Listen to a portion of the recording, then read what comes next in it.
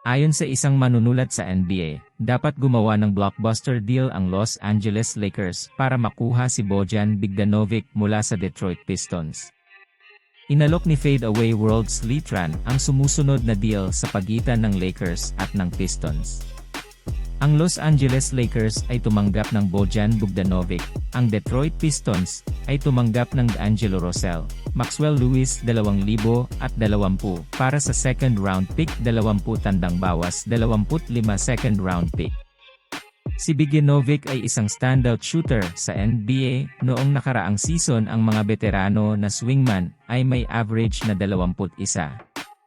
6 na puntos 3 punto, 8 rebounds, at 2.6 assists, habang bumaril ng 48.8% mula sa field, 41.1% mula sa beyond the arc, at 88.4% mula sa free throw line para sa Pistons.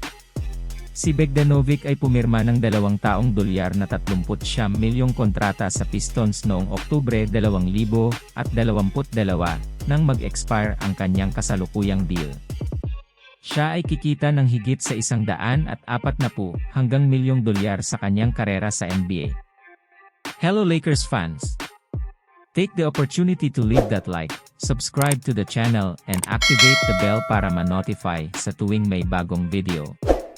Maaaring palaging magsimula ang Detroit sa susunod na season, kasama si Bogdanovic sa roster, at pagkatapos ay ilipat siya bago ang oras sa deadline ng kalakalan.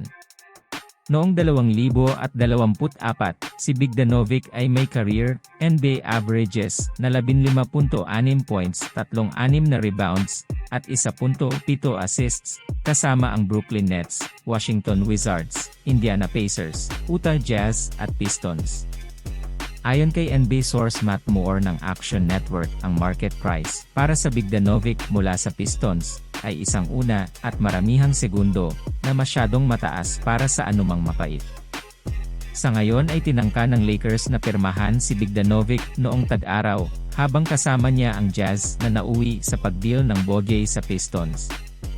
Nangangailangan ang Los Angeles ng karagdagang shooters para umakma kina LeBron James at Anthony Davis. Kaya matalino si General Manager Rob Pelinka na makipag-ugnayan sa mga Piston at tingnan kung ano ang gusto nila para sa Bogdanovic. Kung nakuha ng Lakers front management ang Bogdanovic mula sa Detroit, maaari nilang simulan sina Gabe Vincent, Austin Reeves, LeBron at Davis.